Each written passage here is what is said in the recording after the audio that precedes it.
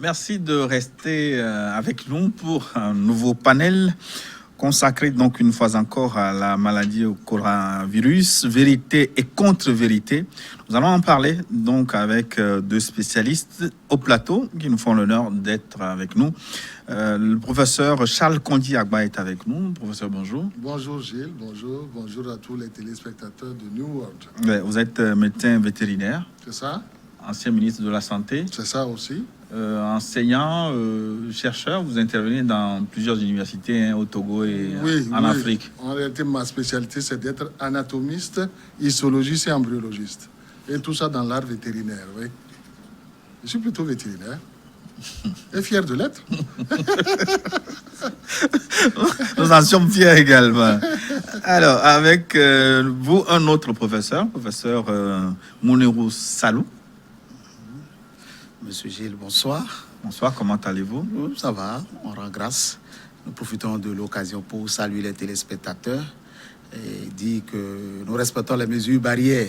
C'est le fait du respect de la distance physique que nous avons ôté les cache-nez. Mais ils sont pas loin. Ils sont là pour rassurer les uns et les autres. Nous pourrons les mettre au besoin. Au besoin. Donc, professeur Salou, épidémiologiste ou... Non, bactériologiste. Comment on dit ça? Virologue, bactériologiste. Et donc, vous êtes au front également dans la lutte contre cette maladie. C'est ça, exactement. Alors, j'ai voulu qu'au cours de ce panel, on décrypte les vérités, les contre-vérités liées à la maladie coronavirus, parce qu'il y a beaucoup de vérités, de contre-vérités qui ont été charriées depuis le déclenchement de la pandémie. Alors, une question simple, est-ce qu'on en sait un peu plus sur l'origine du virus aujourd'hui? D'où vient-il le coronavirus, professeur Salou? Merci, monsieur Gilles. Il est important de rappeler que les coronavirus font partie d'une famille de virus, la famille de ces virus, les coronaviridés, qui sont connus dans l'espèce humaine depuis les années 1960. Et récemment, donc, en décembre, l'épidémie de Wuhan a fait connaître ce nouveau coronavirus qui est appelé SARS-CoV-2. D'où vient-il? Les premiers cas ont été décrits en Chine. Pour le virologiste que je suis et la phylogénie que nous suivons, c'est un virus nouveau. C'est un virus, dans notre jargon, un virus à ARN. Parce qu'il y a des virus à ADN et il y a des caractéristiques qu'on pourrait donner en tant que spécialiste en ce qui concerne ce virus.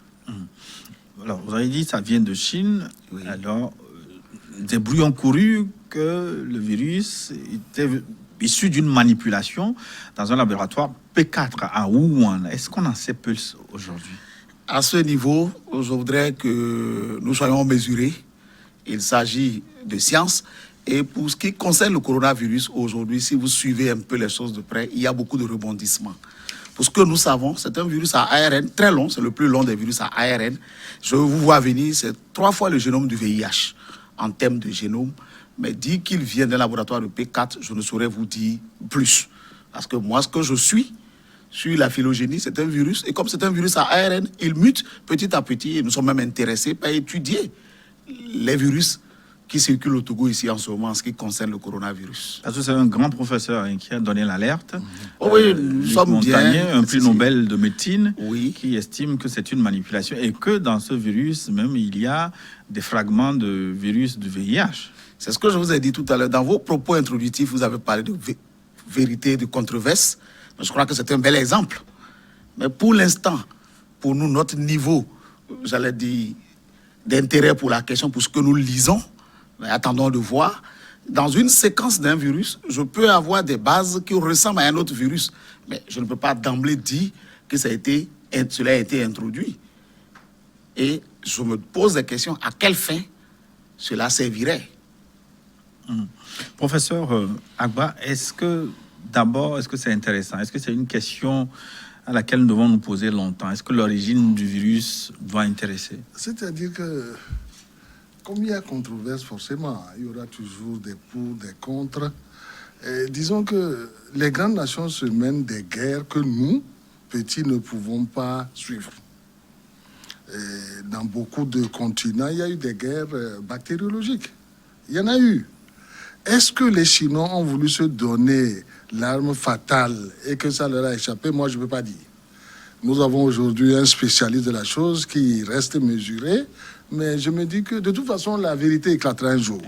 Ces gens-là ont des services de renseignement qui se pénètrent et se compénètrent. Un jour, nous saurons la vérité. Comme il a dit, les coronavirus, on connaît. Dans l'espèce porcine, nous en connaissons. Et quand ça a commencé, d'ailleurs, tout le monde l'a lu, ça, qu'en principe, ils ne sont pas si dangereux que ça. Puisque les animaux vivent avec. Le pangolin vit avec son coronavirus sans problème. Maintenant qu'il est muté et pourrait devenir aussi virulent, honnêtement, si les Chinois ont voulu manipuler, ils le cacheront bien. Et il faudra que les services de renseignement occidentaux cherchent pour pouvoir dire la vérité un jour. Pour le moment, nous autres Africains, ce que nous pouvons faire, c'est chercher à nous protéger de ce coronavirus. C'est tout ce que nous pouvons faire. On ne peut pas entrer dans cette querelle-là. Et je crois que dans le cours de l'émission, nous allons en parler. L'histoire de la chloroquine aussi, c'est la même chose. Ils se font des batailles que nous... la formule africaine, c'est quoi? On dit que quand deux éléphants se battent, c'est l'herbe qui souffre le plus, n'est-ce pas? C'est bien ça. Il faut laisser ces querelles-là. Mais est-ce que nous ne devons pas chercher à comprendre? Est-ce que le fait de s'abandonner juste à ces controverses... C'est difficile. Pour pouvoir entrer ce secret-là, il faut des moyens. C'est des services de renseignement très perfectionnés qui vont finir par nous dire. Mais pour le moment, nous prenons acte qu'il y a un coronavirus qui tue, et fort heureusement, nous l'avons vu tuer en arrivant. Ça nous a permis de prendre quelques dispositions qui nous ont un peu protégés, c'est ce que je peux dire. Mais, professeur Salou? Oui. Monsieur le ministre vient de le dire, il faut savoir faire la part des choses. En ce qui nous concerne, comment nous nous arrangeons, comment nous nous prenons pour ne pas que le virus tue chez nous.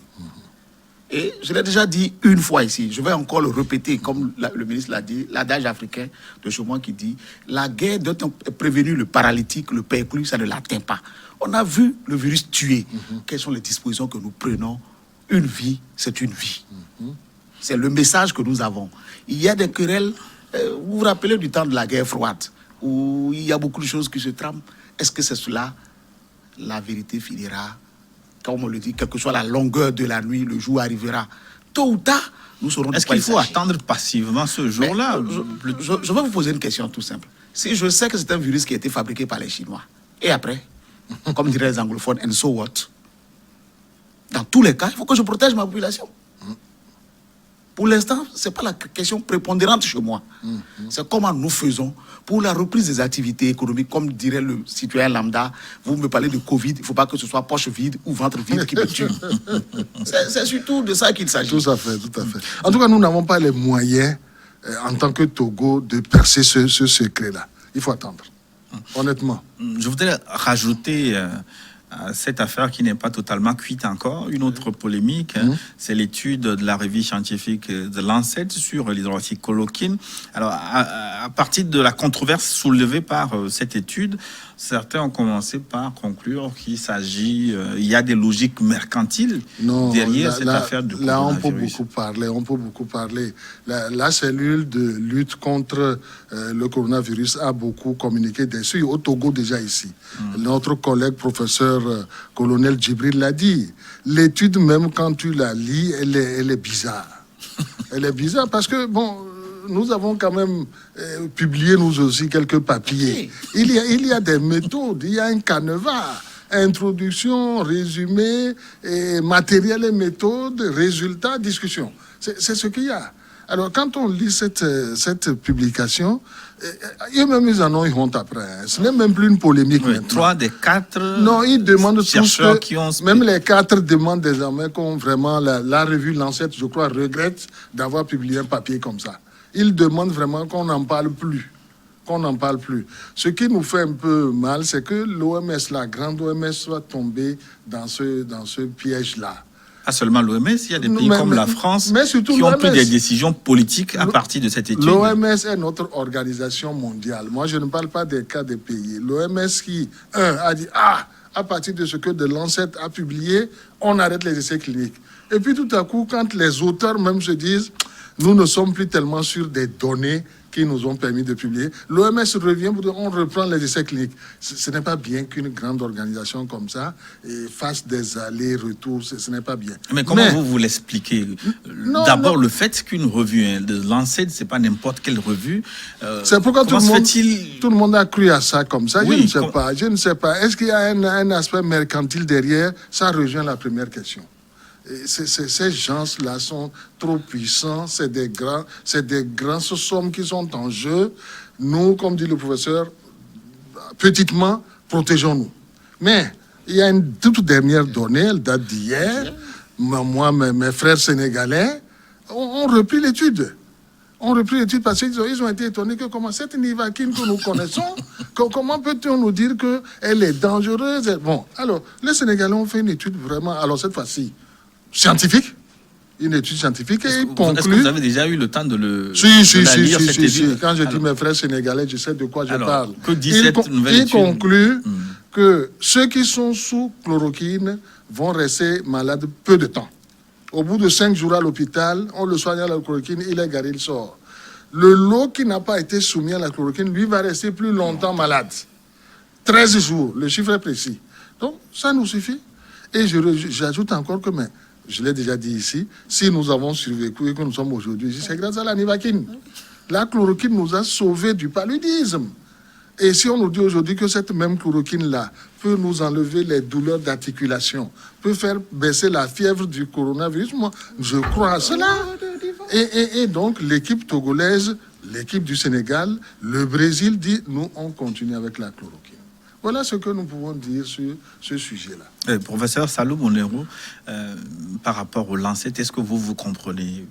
Oui, si on peut s'amuser... Je voudrais vous rassurer déjà. À ce niveau-là... Je voudrais vous rassurer en disant, la chose est nouvelle. Et n'oublions pas, derrière, nous sommes des humains.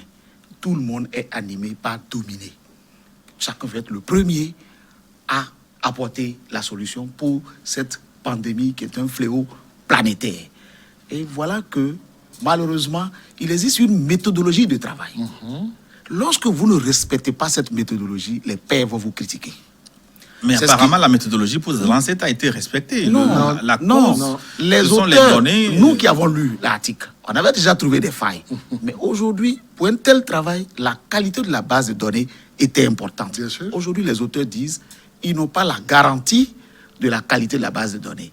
Mais au-delà de ce que vous dites, le ministre l'a dit, ce que je veux dire, quels sont les enseignements que nous tirons d'une telle pratique? Il s'agit aujourd'hui de l'autodétermination vraie. Moi, je suis enseignant encore en fonction, je dois publier. On parle de revues de grandes factures. Il est important aujourd'hui que nous ayons des revues que nous-mêmes, par nos travaux, nous puissions porter. Parce que finalement, le Sénégal a ses données. Nous avons 260 guéris aujourd'hui au Togo qui ont tous pris de la chloroquine. Mais allons-y documenter. J'ai dit sur cette chaîne que ce que nous connaissons de la chloroquine, c'est les quelques allergies, ça et là. Dans notre cohorte que nous avons, qui vous a décrit un problème par rapport à la prise de la chloroquine? Il faut que nous... C'est plutôt les défis que nous avons aujourd'hui. C'est nous aussi d'alimenter cette science-là par ce que nous faisons. Le coronavirus nous a démontré qu'il ne faut pas attendre quelqu'un et que chacun devait pouvoir se prendre en charge. Oui, mais en attendant qu'on arrive là, moi je veux comprendre. D'abord, de Lancet et puis de grands pays. Je voudrais rappeler que Didier Raoult a publié dans The Lancet aussi. Donc, à partir de cet instant-là, c'est le même journal. Finalement, on se perd. Alors, qui croit finalement dans ce monde? Est-ce que ce monde est sérieux? Est-ce que ce monde est sérieux? Il y a un musicien qui a... C'est Francis Cabrel. Est-ce que ce monde est sérieux? C'est une grande question. Est-ce que ce monde est sérieux? Je vous la repose. Je me la pose aussi. Mais pour l'instant, ce qui peut-être pour moi, dans ma compréhension des faits, il faut que chaque acte que nous posons, nous soyons sérieux à notre niveau individuel dans un premier temps. Oui, le professeur Agba en a parlé. Il y a la France qui s'est servi de cette étude pour prendre des décisions politiques. Il y a l'OMS. Alors... comment ces grands ont pu se tromper? Oui, mais entre-temps... Ce tango va exister. La chose étant nouvelle, on a juste le fusil d'épaule. Il faut qu'on ait l'humilité lorsqu'on s'est trompé pour dire je me suis trompé. Est-ce que une question de nouveauté? C'est pas une question de nouveauté parce qu'il y a des petits pays, entre guillemets, comme le Sénégal, comme le Togo, qui ont dit mais nous continuons avec la chloroquine. Fort de notre expérience, depuis 1950, nous prenons la chloroquine. Donc, c'était pas ça. La femme enceinte le prend. C'est la survenue de résistance à la chloroquine qui a fait que nous avions mis cette molécule en quarantaine résistance au paludisme. Au paludisme. Mais il y a d'autres propriétés. Je dis, sur la connaissance du pharmacien que je suis, un médicament a plusieurs propriétés. Vous choisissez une pour en faire l'indication et les autres deviennent des effets secondaires indésirables, non souhaités. Maintenant, je pose la question à l'ancien ministre de la Santé. Oui. Quand on parle de logique commerciale derrière ces industries, c'est quoi? À qui profite le crime? Non, je sais que dans une pandémie qui fait peur à tout le monde comme ça, comme a dit le professeur, tout le monde se lance à la recherche d'un médicament. Et le premier arrivé, bien sûr, devient milliardaire. Oui, parce que quand toi, tu as trouvé un premier, que tu as pu avoir un brevet dessus, mais tout le monde est obligé de venir chez toi pour acheter. Il y a forcément cette guerre-là. Encore que l'aspect humanitaire voudrait que, comme tout le monde en meurt, celui qui va trouver mettre ça à la disposition des autres. Je sais qu'une grande Sanofi, pour ne pas le nommer, a dit qu'il travaille avec de l'argent américain et que quand lui aura trouvé un vaccin, ce sont les Américains qui seront les premiers servis. Ça a soulevé un tollé et ils ont trouvé un modus vivendi. Chacun d'eux, il y a beaucoup de vaccins qui sont en train d'être testés actuellement. Mais la guerre économique est derrière tout ça. La chloroquine, moi, l'ancien ministre que je suis peut te dire justement que chez nous, les moustiques n'étaient pas encore allergiques, si je puis dire. Et le Rwanda nous a donné 4 millions de comprimés de Nivaquine. C'est moi qui les ai réceptionnés. Chez eux, le paludisme on ne pouvait plus soigner avec la chloroquine. Nous avons pris ça, nous les avons utilisés un moment avant que chez nous aussi, le paludisme devienne résistant à la Nivaquine. Et nous nous sommes mis au quartem et au artéméter, etc. Toutes ces molécules où il y a de l'artémisinine, n'est-ce pas? Non, la guerre économique est derrière. C'est une question de gros sous. C'est une question de gros sous. Et là encore, nous allons continuer, comme le professeur a dit, les pharmaciens, fabriquons nos potions, cherchons celle qui est la plus efficace, et puis servons-nous-en en attendant que les grands finissent de se battre. Mais où trouver le repère? Quel doit être le repère finalement? Si ceux-là sont capables de nous duper, vous aussi, ça veut dire que vous nous dupez régulièrement. Oh non, certainement pas. Justement, nous ne vous dupons pas puisque nous ne prenons pas tout le temps le clairon pour claironner. J'ai trouvé, j'ai fait ceci. J'ai dit à cette place ici que ce que nos frères du Madagascar ont fait, nous, on ne ferait pas. Au Togo, nous sommes un peu plus discrets, un peu plus scientifiques. L'université est en train de travailler dans le silence et donc dans l'efficacité. Un peu plus nonchalant aussi, on peut dire. Oh non, c'est pas une question de vitesse, hein, c'est une question d'efficacité. Quand on se précipite trop, on se trompe, on se casse la gueule, pour parler trivialement. Alors, professeur Salou, le problème, est-ce que ça ne vient pas aussi des chercheurs africains qui ne font pas systématiquement de la contre-expertise? Quand les informations viennent d'en haut, on n'analyse pas, on commence par répéter. Je ne suis pas d'accord avec vous quand vous dites que nous ne faisons pas de contre-expertise. Oui, mais parce que depuis la circulation des informations sur le coronavirus, moi, j'ai vu aucun chercheur africain lever son petit doigt pour dire, moi, j'ai fait des études. Non, j'en veux pour sauf preuve. Peut-être ce que les Sénégalais viennent de faire. Le cas du Togo, simplement, où lorsque l'ANSET a publié, le coordonnateur national a dit non. Pour l'instant, nous continuons avec notre chloroquine. Il a même démontré que l'étude c'est était biaisée. C'est plutôt rare, moi je ne sais pas. Non. Ah si, il a dit. Non, il a dit, mais je dis c'était nouveau. Oui, mais et notre protocole, en aucun moment vous avez reçu un papier qui dit le protocole de prise en charge au Togo a changé. En tout cas, à ma connaissance, à ce jour, ce qui a été édité, c'est ce qui est en vigueur. Et nous utilisons de la chloroquine, dosée à 250 mg, demandée aux malades qui sont dans les centres de prise en charge, c'est dans des sachets, plus l'azithromycine, pour lesquels le comité scientifique, avant même de proposer, s'est penché pour comprendre. Le ministre l'a dit tout à l'heure, au-delà de l'action antiplasmodium de la chloroquine, il y a l'effet anti-inflammatoire. Donc, on pourrait aller pour montrer qu'il y a l'effet antiviral et in vitro. Et je pourrais vous dire, sur le plan immunologique, il est admis que la chloroquine stimule ce qu'on appelle les récepteurs TOL. Pour celui qui fait de l'immuno, qui m'entend, il sait ce que ça veut dire. Qu'est-ce que ça veut dire? Mais si je stimule les récepteurs TOL dans l'immunité innée, parce que l'immunité a deux versants, il y a l'immunité innée et il y a l'immunité adaptative. Ces récepteurs TOL sont ceux-là qui vont orienter le type de réponse immunitaire qu'on aura, qui va être dominé par une production d'anticorps ou par une production de cellules. C'est autant d'éléments, mais ici, nous parlons à un public plus Tout à fait. profane. Donc, il y a des aspects pour lesquels vous voudrez bien que je fasse l'économie. Pour vous dire que nous n'avalons pas les choses comme ça. Mais en même temps, il faut savoir raison garder. Nous connaissons notre place. Peut-être à partir du coronavirus, nous avons compris nos insuffisances, ce qu'il faut faire.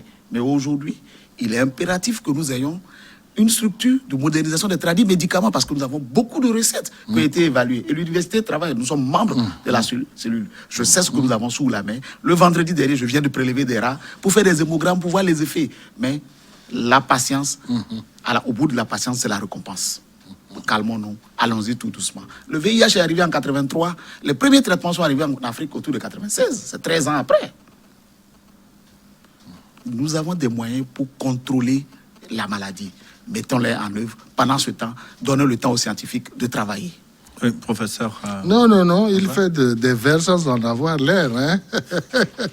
Au bout de la patience, il y a la récompense. Je suis d'accord avec lui, j'ai dit moi aussi, notre université travaille, beaucoup d'autres universités travaillent en Afrique, mais il faut aller pas à pas et de façon rationnelle. De façon rationnelle. Ne nous enflammons pas. Hein? De façon rationnelle, on doit pouvoir trouver le bon bout. Et que dites-vous par rapport, comment je vais appeler ça, Oui. À cette propension des chercheurs africains à répliquer plutôt des études venues d'ailleurs sans questionner ces études? Non, je ne crois pas que les chercheurs fassent ça. Il faudrait y croire parce que je prends l'exemple des mesures barrières, par exemple IIT, dans le cadre de la maladie à coronavirus. Oui. Est-ce que les chercheurs africains se sont assis pour questionner ces mesures barrières, pour voir si ça correspond à nos réalités? Les mesures barrières, est-ce qu'on a besoin d'être un agrégé pour les étudier? On n'a pas besoin de ça. Lavez-vous les mains régulièrement. Parce que vous pouvez avoir été en contact avec le virus. Mettez le masque lorsque vous êtes dehors. Parce que les postillons qu'émettent votre interlocuteur peuvent vous... respecter... Nous sommes arrivés ici, tout nous a mis à 2 mètres l'un de l'autre. Non, là, on ne peut pas parler de recherche pour les mesures barrières. C'est des choses tellement simples que nous allons encore répéter aujourd'hui afin que nos téléspectateurs se disent il n'y a pas d'autre médicament que celui-là. C'est facile à faire et ça nous sauve. Non. Est-ce qu'on a besoin de faire des recherches pour les mesures barrières? Non, je ne pense pas. Professeur? Je voudrais même compléter toutes ces mesures barrières qui ont été proposées par l'Organisation mondiale de la santé. On peut peut-être trouver des critiques, mais l'Organisation mondiale de la santé, c'est nous tous. C'est tous les pays qui sont représentés. Il y a une situation, on analyse et on fait des recommandations aux pays. Et quand les recommandations arrivent, les pays les analysent, les adoptent. Le ministre de la Santé est là. L'OMS ne fait que des suggestions. Donc on ne consomme pas pour argent comptant, on analyse et on regarde dedans. Qu'est-ce que nous pouvons faire? L'ancien ministre de la Santé, hein, du temps où j'allais effectivement à Genève pour ces réunions-là. Mais l'OMS, c'est nous tous. Hein? Merci donc pour vos réponses, vos différentes réponses. Nous allons tenter maintenant un duplex avec un homme politique togolais, Obenton, le président du mouvement Nouvelle Vision, qui est en direct avec nous. Obenton, bonjour. Bonjour. D'accord. Merci d'être avec nous en direct. Nous parlons donc de la maladie à coronavirus, vérité et contre-vérité. Mais est-ce que vous pouvez nous dire, pour commencer d'abord, comment vous vivez la situation, la pandémie aujourd'hui? Est-ce que la peur est partie? Est-ce que la prudence continue? Quelle analyse faites-vous de la situation aujourd'hui, pour commencer? Je crois qu'il y a un tout petit peu de problème de connexion, mais j'ose comprendre quand même que vous demandez ce que je pense de comment la situation de Covid est gérée, c'est ça? Si je peux... L'évolution de la situation. Bon, d'abord, je profite pour saluer tous les...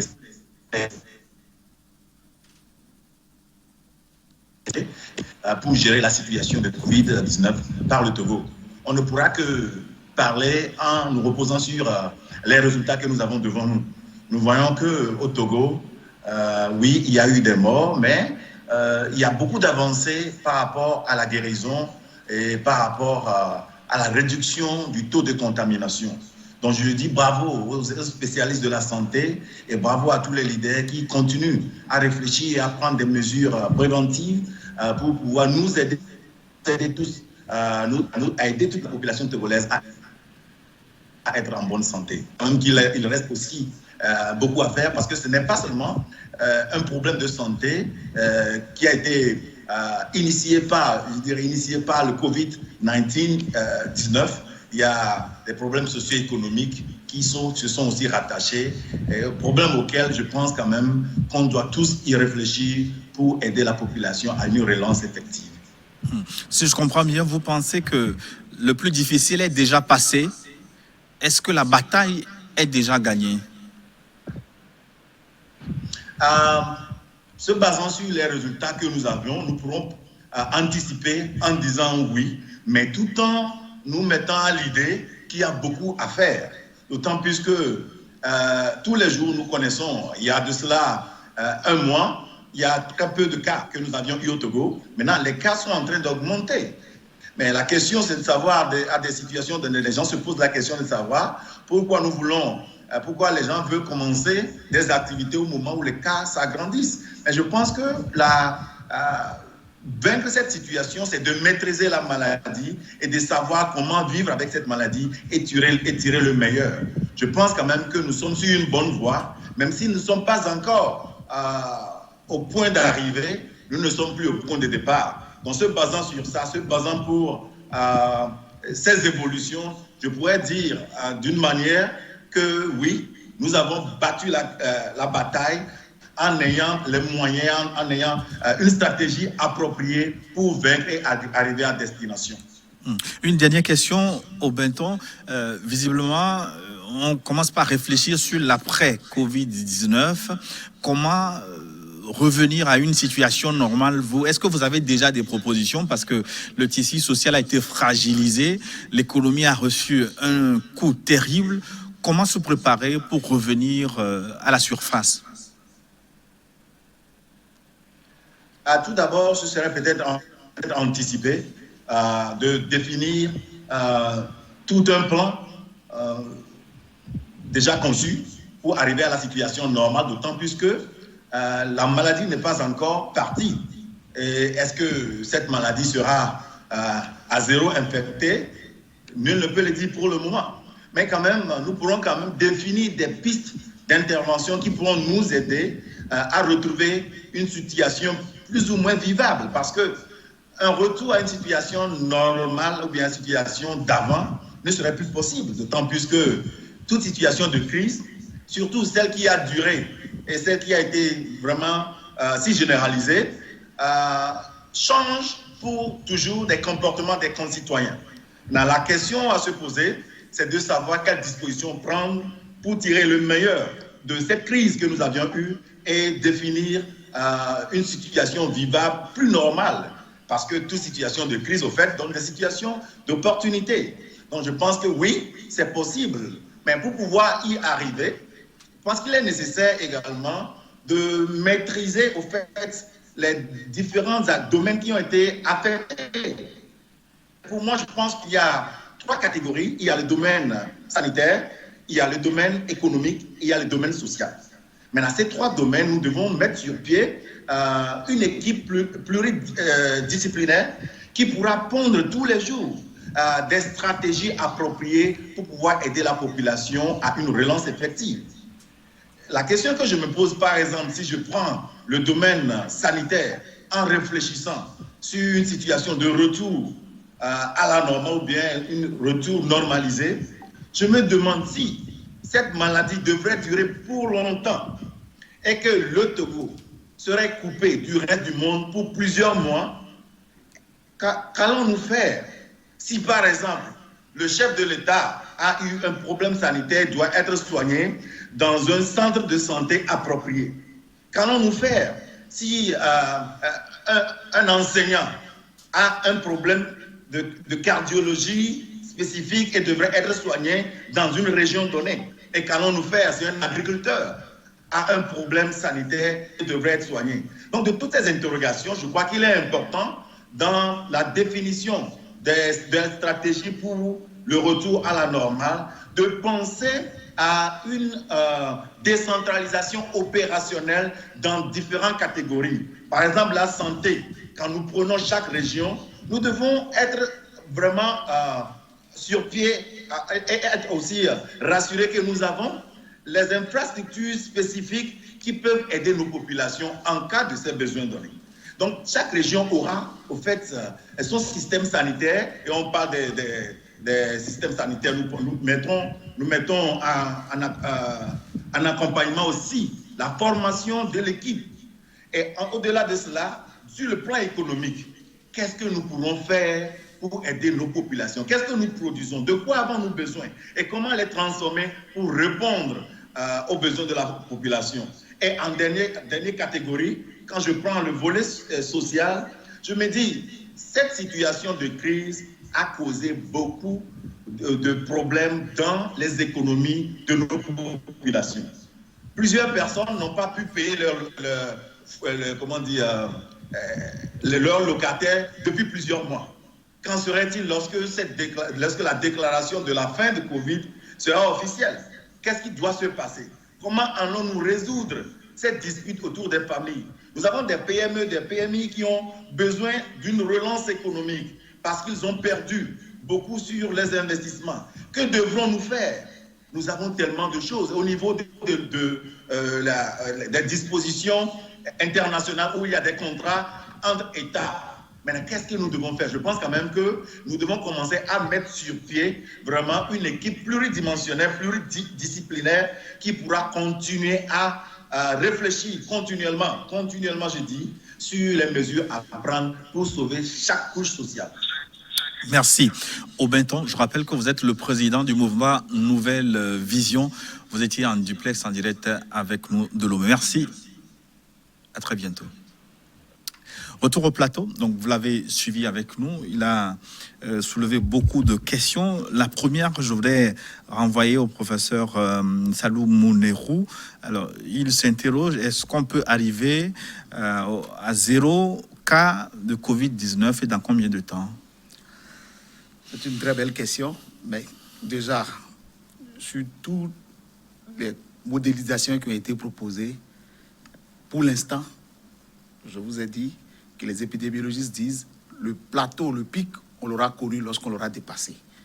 Mais ce qui se dessine déjà aujourd'hui, c'est qu'il faut que nous apprenions à vivre avec le virus parce que nous allons vivre dans un mode endémique. Donc, de temps à autre, vous aurez des pics et puis, un peu comme les grippes saisonnières. Donc, le plus important, ce n'est pas quand va s'arrêter l'épidémie, c'est notre souhait, mais mettons en place les mesures pour la reprise effective de la vie, mettons en place les mesures pour couper la chaîne de transmission. Donc, il faut plutôt se préparer à vivre avec la maladie. Et c'est un slogan qu'il faut aborder aujourd'hui. Apprenons à vivre avec la maladie. Professeur Agba, est-ce que vous êtes d'accord avec je voudrais d'abord dire que j'ai été favorablement impressionné par l'homme politique que vous nous avez fait écouter. Pour une fois, voilà quelqu'un qui ne profite pas de tribune pour se mettre à frapper à bras raccourcis sur le régime en place. Il a dit des choses très bien que nous faisons déjà. À un moment donné, j'ai cru qu'il allait nous dérouler d'ailleurs le PND. Et il a parlé de transformation, etc. Bon, ça, on fait ça déjà. Il a proposé une équipe pluridisciplinaire, mais c'est celle que nous avons. C'est celle qui est à côté du chef de l'État, qui le conseille chaque jour et qui nous permet de prendre les décisions que nous appliquons. Peut-être qu'il reste à ouvrir davantage cette cellule. Il a été très modéré à toutes les couches dans de la ce qu'il a population. dit. Non, écoutez, vous savez, quand vous êtes une pléthore, vous n'êtes pas efficace. Il faut choisir à bon escient les gens qui apportent de la connaissance, de l'expérience. Et c'est comme ça que ce n'est pas parce que je ne suis pas dans cette équipe que je dis qu'elle ne fait pas du bon travail. Mais est-ce que vous ne manquez pas, vous n'avez pas manqué d'intégrer au sein de cette équipe d'autres courants politiques notamment, parce qu'il y a des personnes ressources. La maladie n'est pas politique. La maladie n'est pas politique. Oui, mais il y a quand même des ressources. Il y a des vies à sauver et l'art médical ne connaît pas UNIR, ne connaît pas UFC. Non, ne mettons pas la politique dedans. Je redis encore une fois, ce que l'homme politique a dit là-bas, moi, me séduit parce qu'il est modéré dans ce qu'il dit. Il a fait des propositions qui sont déjà en application. Et ma foi, non. Ce n'est pas parce que l'équipe n'a pas inclus les partis d'opposition, ça va se transformer en une Assemblée nationale et nous savons combien de temps on perd autour d'un seul article. Non, non, non, ce n'est pas ça. Être efficace, c'est être sûr qu'on a mis justement dans cette équipe-là plusieurs disciplines. Il a dit pluridisciplinaire. Il n'a pas dit pluriparti, n'est-ce pas? Voilà ce que je voulais dire. Mais il a parlé de la mise en place d'une cellule plus grande, donc pour réfléchir sur les questions économiques, des questions mais de les société. questions économiques ont Le déjà Conseil été... économique et social devait être mis en place. Est-ce qu'il ne devait pas jouer ce rôle? On va y arriver depuis la conférence nationale et la Constitution de 92. Le Conseil économique et social est prévu. Et je sais que nous sommes vraiment à la veille de la mise en place de ce Conseil économique et social-là. Ça, je le sais. Mais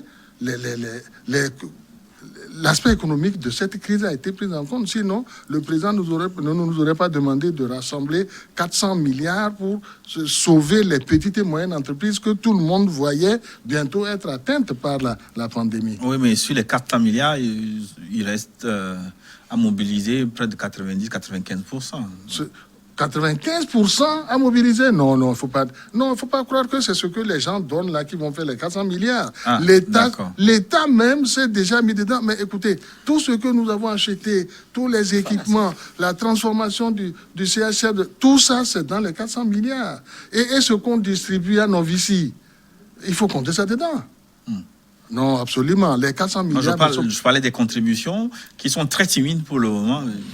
L'État a prévu que des bonnes volontés peuvent se faire, même si elles ne se manifestaient pas. L'État, quand il s'est engagé, va tenir ses promesses. Le professeur Salou, il a évoqué également le plateau technique à renforcer tout le système de santé, à questionner, à remettre en place. Qu'en dites-vous?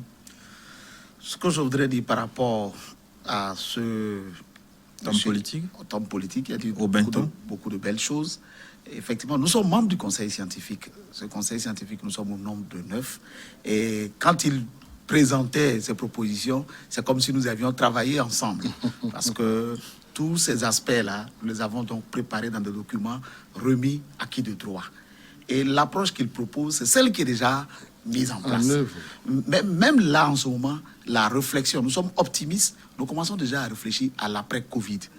Tout cet effort qui a été fait, puisqu'il parle d'autonomisation de chaque région, tout ce qui va être mis en place après Covid, qu'est-ce qu'on en fait? Je peux vous dire déjà, les cellules sont en place, qui commencent à réfléchir, puisque nous sommes membres aussi encore de ces cellules-là. Aujourd'hui, et par moment, il faut savoir raison garder. Et moi, j'aime bien les adages de chez nous. Le sel ne se dit pas salé, mais le Togo fait beaucoup d'efforts. J'ai des malades béninois qui sont là, qui sont des frères, qui te disent, mais sincèrement, le pays a félicité pour ce qui est fait par rapport à Covid. Je ne saurais, si je devais être à l'aérogare ce midi pour le labo qui est mis en place, allez-y voir ce joyau, on se demande, c'est même au-delà de nos espérances.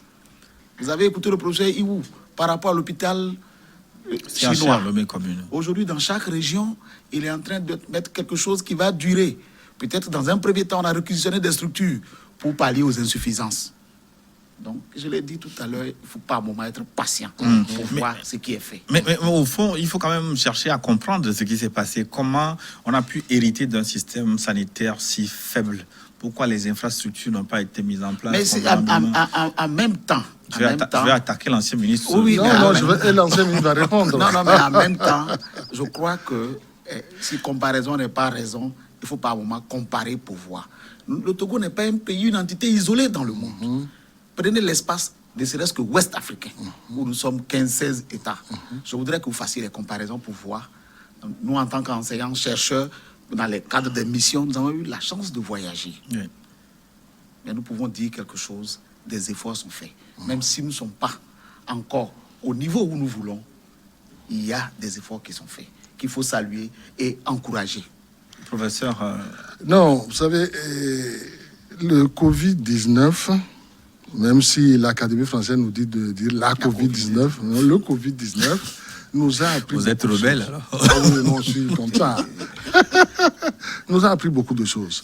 Mais quand cette maladie s'est déclarée, que nous l'avons vu partir de Chine, arriver en Italie, en Espagne, gagner la France et être maintenant aux États-Unis, nous avons vu beaucoup de choses. Nous avons vu les grands États-Unis sont aussi démunis que nous en structure sanitaire. Nous avons vu la France à court, obligée de transporter ses malades en Suisse ou en Allemagne. Oui, mais ça veut dire que... Il faut quand même comparer deux choses comparables, hein, parce que ceux-là, ils étaient aux prises avec des milliers de cas. Mais ici... Nous avons eu la chance, Allah est grand, de ne pas avoir eu tous ces milliers de cas-là. Oui. Mais comme le déjà dit au premier cas, il y avait des difficultés. Comme le dit le professeur, comparé avec le Conseil de l'Entente, comparé avec la CEDEAO, nous ne sommes pas si mal lotis. Dans tous les pays, la santé, nous l'avons toujours claironné, c'est le numéro 1. Mais vous êtes pris par beaucoup d'autres urgences. Quand vous êtes au pouvoir, quand vous gouvernez, la santé, c'est vrai, c'est la priorité numéro 1. Mais vous avez d'autres urgences qui vous prennent au jour le jour. Vous voulez donner de l'eau à tout le monde. Vous voulez donner l'électricité à tout le monde. Vous voulez, et même dans la santé, pendant que vous... Aujourd'hui, c'est le Covid qui nous tient. Mais dès qu'une anophèle ou un moustique va transmettre la fièvre jaune, vous allez voir que nous allons laisser tomber le Covid pour nous battre contre la fièvre jaune. Je le dis parce que je l'ai fait. Quand j'étais ministre de la Santé, tout à coup, la fièvre jaune s'est déclarée à Yotokopé, chez les Tambémans là-bas. Il a fallu tout arrêter, aller à l'OMS, faire un plaidoyer, obtenir des vaccins pour vacciner tout le monde. Vous avez des urgences chaque jour, vous parez au plus pressé. C'est ça qu'on appelle gouverner. Oui, mais justement, gouverner dans une kyrielle d'urgence, de priorité, oui. Est-ce que finalement ça veut dire qu'il manque quelque part un effort de planification? On ne peut pas être dans l'urgence absolue. Monsieur Gilles, dans tous les secteurs. C'est ça le problème, professeur Agba. La planification, c'est quand vous vous asseyez à partir du mois de septembre pour faire un budget. C'est ça que vous avez planifié. Vous savez que dans l'année qui va venir, vous allez faire ça, vous allez faire ça. On planifie. Combien de plans nous n'avons pas eu, de plans quinquennaux? Maintenant, Mais comment se fait-il qu'il y a encore tant de priorités dans pratiquement tous les secteurs? Ça veut dire qu'il y a un problème. Écoutez, ce que nous pouvons dire, je vais simplifier, la population croît, les moyens que nous avons ne croissent pas dans la même proportion. Je vais me répéter. Nous avons une démographie qui galope. Malheureusement pour nous, les moyens que nous avons pour satisfaire cette population dans tous ses besoins, mais on ne croise pas à la même vitesse. Voilà ce que je peux dire. Alors, nous allons revenir donc à nos moutons. Oui. Au coronavirus. Donc, on a évoqué un peu la question de la chloroquine, mais aussi, on en a parlé dans la première partie, avant donc de débuter le panel avec vous, du Covid organisme et du produit togolais. Aujourd'hui, est-ce qu'on pense à améliorer le protocole de traitement qui est en place, où on fait avec ce qu'on a pour le moment? Très belle question. Je vais vous demander encore un peu de patience parce qu'on a mis quelque chose en place et nous sommes en train d'évaluer au sein de l'université des choses qui devraient aboutir à pas un essai clinique vrai, parce que cela demanderait beaucoup d'exigences, mais à des études observationnelles. Quelle est la différence entre études cliniques et études observationnelles? Études observationnelles ici, on va faire des essais de phase 2B. Vous nous compliquez encore. Non, parce que les essais cliniques, c'est en 4 phases. Oui.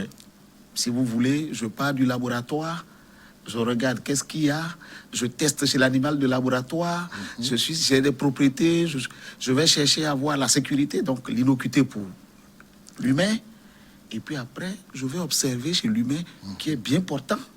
Je vais faire des petits tests pour voir, parce qu'il s'agit d'une vie, et regarder les points clés, le rein, le foie, le sang, sur la durée de traitement, est-ce que tout va bien? Si oui, je suis convaincu que le produit n'est pas dangereux dans l'interaction in vivo, chez le vivant. Et je vais aller chez celui qui est fragilisé, qui est malade. Et je vais commencer aussi à notifier tout. Mais ici, quand le moment arrivera, vous aurez de nos nouvelles. Autrement dit, ça prend du temps, ça. Ça prend du temps. Voilà. Un peu. Mais on veut le raccourci. Je vous l'ai dit ici la dernière fois. L'université est en train de travailler dans ce sens. Nous avons un comité de bioéthique de recherche en santé. Il ne faut pas que demain, quand vous allez vous lever pour dire, mais professeur Salou, vous avez administré ce produit à mon cousin, il est décédé, que je ne puisse pas me défendre. Il faut que cela se fasse dans les règles de l'art. C'est là déjà ce que vous devez nous demander dans nos petits pays, à être conformes, de sorte que quand le grand se lève, il regarde, il ne trouve pas de faille dans ce que nous sommes en train de faire. Alors, donc ça veut dire que le protocole, pour le moment, vous allez l'utiliser sur un temps encore. Hein, ce que vous dites là, c'est pas pour demain. Pourquoi? Je vous dis, soyez patients. Vous n'avez pas la chance d'être dans le secret des dieux en ce moment, en ce qui concerne cet aspect des choses. Et le ministre l'a dit tout à l'heure, nous ne sommes pas dans la propension, c'est pas faire du verbiage. C'est les faits qui vont nous juger. Un matin, vous avez appris l'université dit, nous avons reçu des recettes et 3 se sont dégagés. C'est suite à un travail. C'est 3 qui se sont dégagés, d'autres choses sont en train de faire. Je vous ai mis l'eau à la bouche ici en disant le vendredi, nous avons prélevé des rats. Ça veut dire ce que ça veut dire. Je suis in vivo chez l'animal. Bientôt, je passerai à in vivo. Ce n'est pas moi seul, c'est toute une équipe. Peut-être que je parle au nom de cette équipe ici. Nous allons aller in vivo chez l'humain. Je vais encore aller chez des individus sains, bien portants. Peut-être que c'est sur 10 jours, c'est sur 2 semaines. Il faut les trouver. Il faut les trouver. Les volontaires. Et puis après, je vais aller chez les malades. L'histoire a commencé dans la vie d'un être humain. 3 mois, c'est rien. On a 4 mois depuis décembre. Le premier cas, c'est le 5 mars au Togo. Vous voulez que subitement nous fassions des miracles. Le miracle que nous demandons, peut-être que c'est le mot de fin, mais c'est le respect des mesures barrières en ce moment pour couper la transmission. C'est le plus facile, ça. C'est le plus facile. Ça ne coûte pas. Si je n'ai pas de malade, je n'aurai rien à utiliser comme médicament. Vous avez vu l'homme politique de tout à l'heure qui a dit à quand est-ce que 0 cas? C'est notre ambition, c'est ça. Et une dernière question en 30 secondes avant d'aller à la pause. Vous êtes en train de mettre en place d'autres centres de prise en charge à l'intérieur du pays. Est-ce que ces centres sont fonctionnels aujourd'hui? Les nouveaux centres, je vous ai dit, qui vont être sur le long terme, vont être construits en dur. Mais pour le moment, des CMS ont été identifiés. Et ce sont les mêmes standards de Lomé qui sont appliqués dans ces structures. Sont déjà appliqués. Les mêmes standards, vous voulez vous dire Le protocole de prise en charge est le même. C'est les mêmes équipes, si vous vous rappelez, quand il y a eu à... Terpanga. Non, avant, dans la région centrale. À Sokodé. C'est l'équipe du professeur Iou qui est allée et qui après allé former à Kara. Lorsqu'on a décentralisé les laboratoires, c'est l'INH de Lomé qui va avec son équipe. Nous faisons de la réplique à l'identique. Nous allons marquer une pause pour une nouvelle édition du journal. Nous allons reprendre dans une dizaine de minutes pour voir si finalement l'Afrique est sortie d'affaire avec le coronavirus. Et les téléspectateurs auront la possibilité aussi de vous poser des questions à travers nos réseaux sociaux. Très bien. À tout de suite.